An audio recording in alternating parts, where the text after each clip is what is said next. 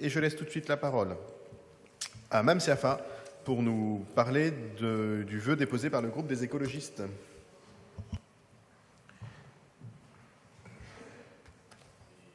Alors, je crois qu'il y avait un Pardon, vœu Léa. avant... C'est Léa d'abord. Léa Balage, excusez-moi.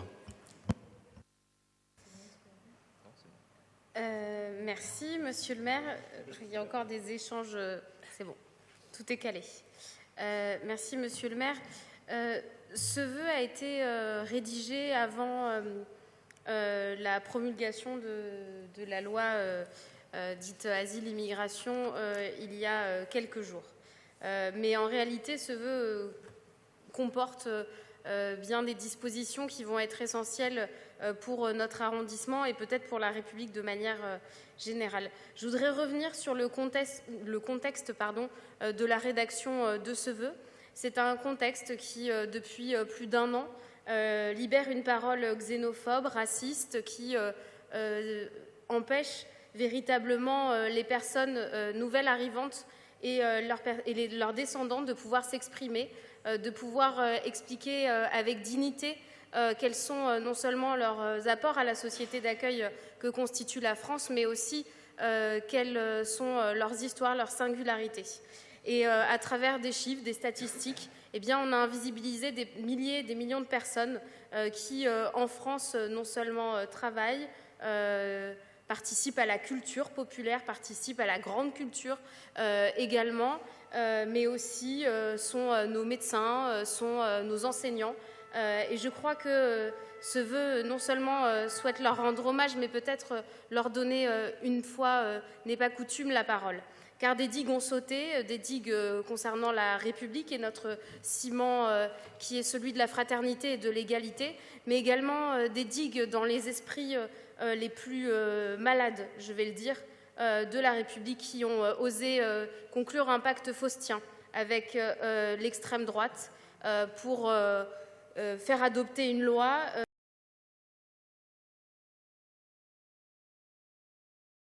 de la République à chaque fois que nous siégeons dans ce conseil d'arrondissement et à chaque fois que nous représentons la mairie d'arrondissement, c'est bien de lutter contre ces idées qui ont fait rage depuis plus d'un an dans le débat public. C'est tout l'objectif de ce vœu, c'est tout l'objectif aussi des actions qui sont proposées. Et peut-être vous donner quelques éléments. Savez-vous que la première nationalité des personnes immigrées en France est la nationalité française ? C'est-à-dire que de nombreuses personnes qui sont arrivées sur notre territoire ont depuis acquis la nationalité française et ont transmis à leurs enfants cette nationalité qui a été contestée par certaines personnes, non seulement dans le gouvernement, mais aussi parmi les voix qui ont permis l'adoption de ce projet de loi, cette nationalité qui est contestée. Savez-vous que parmi les personnes qui arrivent sur le territoire français, eh bien, on compte plus de diplômés que la moyenne de la population nationale. Et donc, c'est bien loin des caricatures qui nous en sont faites à travers des chiffres, des images qui ne correspondent en rien, en réalité, au vécu de ces personnes. Et puis, si cette loi avait été adoptée dans son ensemble, eh bien, je crois que bon nombre d'entre nous, si cette loi avait été adoptée il y a 40, 30 ans, eh bien, je crois que bon nombre d'entre nous ne serions pas ici en capacité de porter une écharpe tricolore ou bien simplement n'aurions pas eu la capacité de naître, tout simplement, parce que nos parents n'auraient pas pu se rencontrer, nos parents n'auraient pas pu traverser un pays, des frontières, pour pouvoir imaginer un futur. C'est l'objectif de ce vœu, de pouvoir exposer ces parcours de vie qui manifestement n'intéressent pas les rangs de la droite de cette assemblée, puisqu'ils tentent de couvrir ma voix.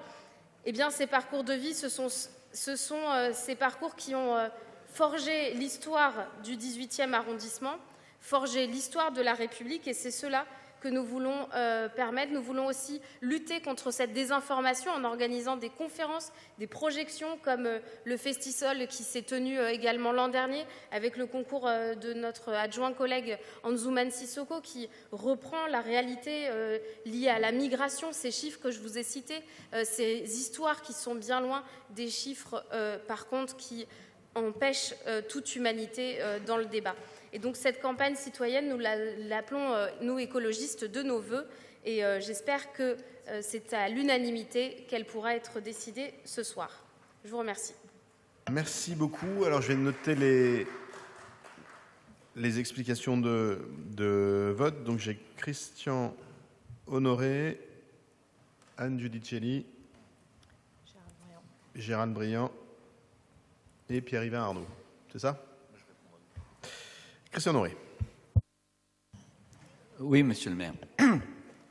Nous allons nous abstenir sur ce vœu.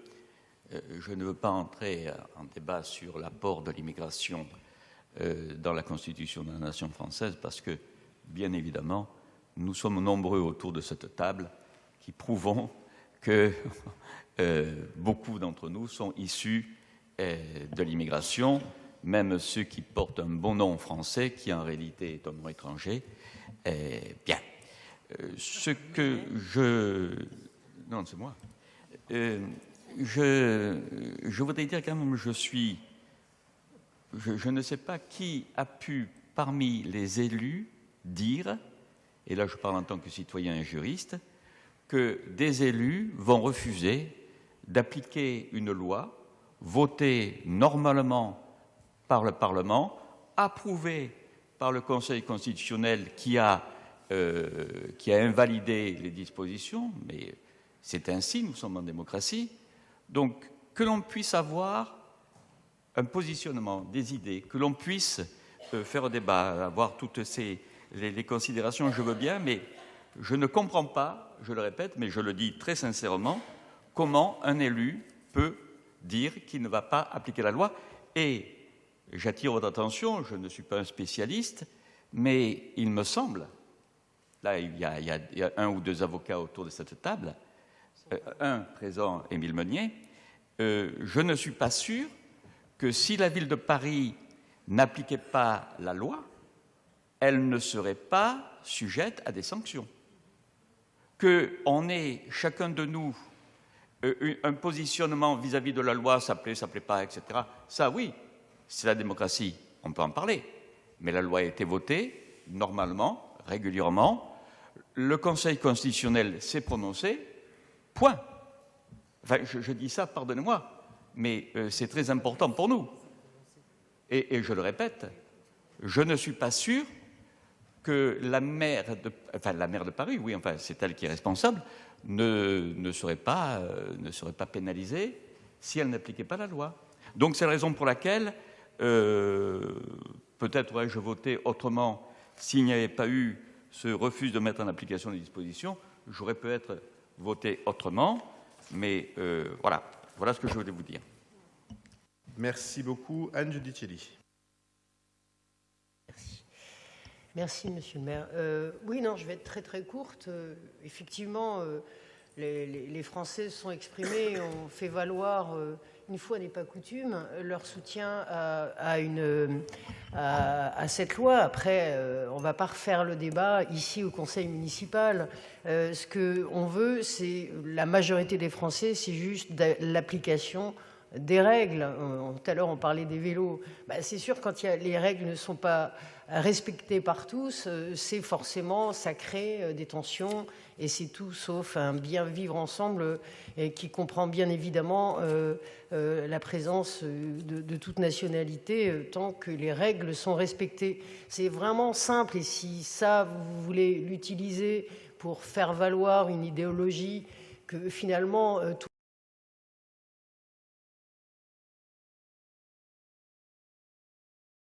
c'est tout ce que les Français et les Parisiens et les habitants du 18e réclament, plutôt que ce discours qui est complètement... qui manque de tout sens des réalités, de respect et du respect de tout le monde. Voilà, donc il ne s'agit pas de tenir ce discours victime quand il y a un cadre de loi, c'est tout. Donc c'est pour ça qu'on ne va pas, à chaque fois c'est la même histoire, et on ne va pas refaire des débats alors qu'il y a des règles, et ici en France on accumule des nouveaux projets de loi quand on n'est pas capable de respecter des lois, de les faire respecter. On est carrément, évidemment dans ce cas de figure. Donc voilà, nous voterons contre ce vœu. Gérald Briand. Oui, c'est assez extraordinaire d'entendre des gens dire qu'il faut respecter le cadre de la loi et qui ont fait partie de 2 formations, LR et Renaissance, qui ont proposé un texte dont ils savaient pertinemment qu'il n'allait pas passer le cadre juridique. Il faut le faire quand même. Parce que là, du coup, moi j'entends la remarque sur mais tout ça est à front renversé et il y a une tricherie, donc c'est de la communication. C'est de la communication et donc on a utilisé les opinions publiques, on a expliqué des choses qui ne pouvaient pas se faire et encore, on le sait pertinemment ici que ça n'a pas été jugé sur le fond. Ça a été jugé en plus que sur la forme, c'est-à-dire tous les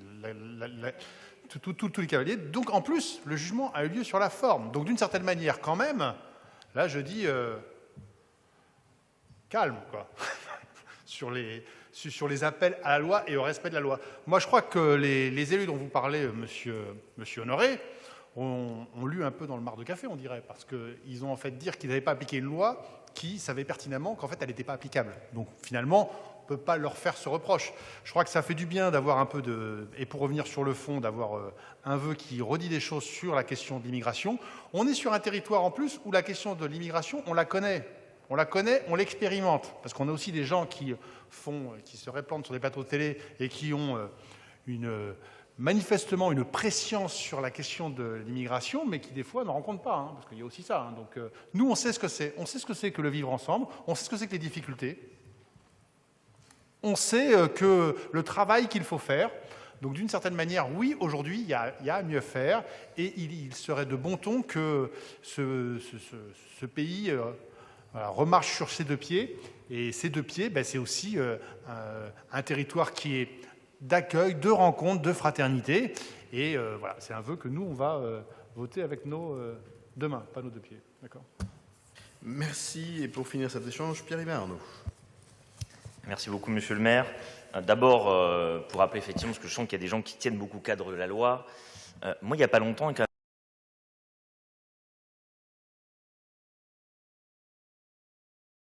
française. Et puis, moi, je me souviens d'un président de région, Laurent Wauquiez, il n'y a pas longtemps, qui nous disait qu'il n'allait pas obéir aux lois françaises et européennes sur les questions environnementales. Mais je n'ai pas entendu chez vous, mesdames et messieurs de la droite conservatrice, commencer un peu à s'énerver. J'ai pas vu de colère ni de tribune chez vous. On a évoqué souvent dans ce conseil aussi les maires qui refusent d'appliquer les lois SRU. Mais où elle est votre révolte, votre colère contre tous ces maires qui ne obéissent pas à la loi? Je n'entends rien de votre part. Donc c'est très intéressant. Je salue votre cohérence dans vos choix, effectivement. Très beau. Apparemment, quand ça vient de gens de votre camp, on peut désobéir à la loi et c'est très bien. Quand c'est apparemment d'autres gens, c'est pas bien du tout. On saluera effectivement votre absence totale de cohérence et d'idées politiques. Mais répondons sur le fond. Moi, jeudi dernier, vous n'étiez pas là malheureusement, il y avait une nuit de la solidarité. Dommage, effectivement, vous ne participez pas à ce genre de moment fort de l'arrondissement qui permet d'aller au contact des personnes SDF et de développer nos politiques publiques envers elles. C'est le 25 janvier, je vous invite à regarder la communication là-dessus, c'était un moment fort. Et on était avec les habitants du 18e arrondissement. Ces fameuses personnes du 18e arrondissement que vous devez voir de temps en temps aussi, et qui participaient à cette opération. Et nous avons fait le tour de l'arrondissement, secteur par secteur. Moi, j'étais porte de Clignancourt, derrière la boulangerie en particulier, jusqu'à la porte, on est monté jusqu'à la porte des Poissonniers. Et beaucoup de migrants, beaucoup de tentes, des femmes, des hommes, dehors, en pleine nuit. Effectivement, mais c'est un scandale dont vous êtes la grande cause, donc c'est bien, vous avez tout à fait raison effectivement de le signaler. Et ces hommes et ces femmes, rejetés comme ça en pleine nuit, abandonnés, je ne les ai pas vus effectivement sauter de joie quand on leur a annoncé que la loi immigration avait été censurée. Je ne comprends pas, pourtant ils auraient dû, ça a été censuré, bravo. Non, leur sort effectivement va pas beaucoup changer.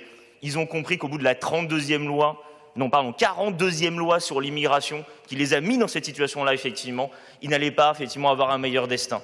Et c'était bien ce que là, beaucoup, là, on parle en politique, vous êtes élu, je suis élu, etc. Moi, j'étais avec moi des citoyens du 18e arrondissement, des habitants de l'arrondissement. Ils m'ont pas dit, à la différence de vous, effectivement, dégagez-les, renvoyez-les, dégagez-nous tous ces gens-là, etc., comme vous aimez, effectivement, le dire, par tribune, par loi, par débat. Vous adorez ça. Moi, je les ai vus être dégoûtés. Bien, mais comment peut-on mettre des êtres humains dans cet état-là? Comment un autre pays peut-il réserver à ce qu'étaient peut-être nos parents et nos grands-parents il y a quelques années un tel sort? Pourquoi eux et pourquoi pas les autres sont-ils désignés, etc. Ils étaient choqués, ils étaient dégoûtés par votre politique. Allez leur parler, effectivement, allez défendre vos choix, vous n'y étiez pas, effectivement, mais allez expliquer et aux migrants dehors et aux habitants de l'arrondissement à quel point vous faites souffrir des êtres humains, en parlant elle-même de fraternité des valeurs de la République. Comment on accueille dans notre pays des êtres humains et comment on leur fait du mal, au nom de quoi? D'une petite politique, qui, effectivement, ne respecte même pas le cadre de la loi dans le Conseil constitutionnel, au nom de valeurs honteuses, effectivement. Mais oui, madame, vous n'êtes pas content, vous avez bien raison de ne pas être content, parce que nous ne sommes pas d'accord. Mais oui, mais c'est bien de dire ça, mais vous les voyez, vous discutez, vous allez au-devant des personnes? Non, ni des habitants, ni des personnes qui sont à la rue justement là-dessus. Quand vous parlez avec les associations dans le 18e arrondissement, quand vous allez voir, ce que vous ne faites pas non plus d'ailleurs, vous leur direz effectivement, je suis très fier d'avoir fait voter cette loi. Allez la défendre auprès des associations d'Emmaüs. Allez voir le Secours catholique, allez voir Bakita, allez voir le diocèse de Paris, allez défendre votre loi. Personne n'en voudra. Alors nous n'allons pas nous inciter à la résistance passive, effectivement, mais c'est eux qui nous disent que ce n'est pas possible. Là, nous sommes des élus du peuple. Et moi, quand je discute avec les habitants de mon arrondissement, ils me disent cette loi, elle est honteuse, elle est scélérate. Et c'est toutes ces personnes-là que moi j'ai vues dans la nuit de la solidarité aussi. Et donc, pour terminer, effectivement, moi je remercie les gens. Pas vous, vous l'aurez compris, mais je remercie effectivement tous les habitants et les habitantes qui s'investissent au quotidien, et ils sont très nombreux dans l'arrondissement, pour aider les personnes migrantes. Toutes ces associations que nous avons ici, qui leur viennent en aide et qui étaient mobilisées notamment lors de cette nuit et durant cette nuit. Pendant que nous parlons, là actuellement, il y a des associations qui vont aller apporter de la nourriture, qui vont aller aider pour des soins, qui vont aller apporter un soutien médical, social important, qui vont aller aider ces femmes et ces familles à la rue que nous hébergeons actuellement à Valadon pour une petite partie d'entre elles, tandis que beaucoup restent à la rue. Ces personnes-là, vous ne les voyez pas, vous ne leur parlez pas. Nous, habitants et élus, nous leur parlons et nous les soutenons. Merci beaucoup. Je vais donc mettre aux voix ce vœu, je ne vais pas rajouter au débat. Peut-être juste constater quand même une chose, et je crois qu'elle nous rassemblera. L'ensemble de cette séquence, quelle que soit la position qu'on a sur le texte de cette loi qui vient d'être annulée en bonne partie à juste raison par le Conseil constitutionnel, dont les autres d'ailleurs modalités feront à mon avis l'objet de questions prioritaires de constitutionnalité, et à mon avis une bonne partie de ces dispositions vont être inconstitutionnelles. Et peu importe. La réalité de tout ça, c'est que tout ça crée encore du chaos. Et cette loi, ce n'est pas du tout une loi d'ordre, c'est une loi de chaos. Et ce dont les Françaises et les Français sont sans doute le plus fatigués, c'est de cette instrumentalisation en permanence de la pauvreté et de l'exclusion pour rajouter encore du chaos. Et au fond, si on est attaché à l'ordre, et moi je suis attaché à cette notion d'ordre, comme toute la gauche d'ailleurs, on doit quand même constater que tout ça n'a été facteur que de désordre, du début à la fin de la séquence. Et donc moi je vais voter ce vœu, parce que j'aime bien l'ordre. Qui est pour ? Qui est contre? Qui s'abstient? Il est adopté.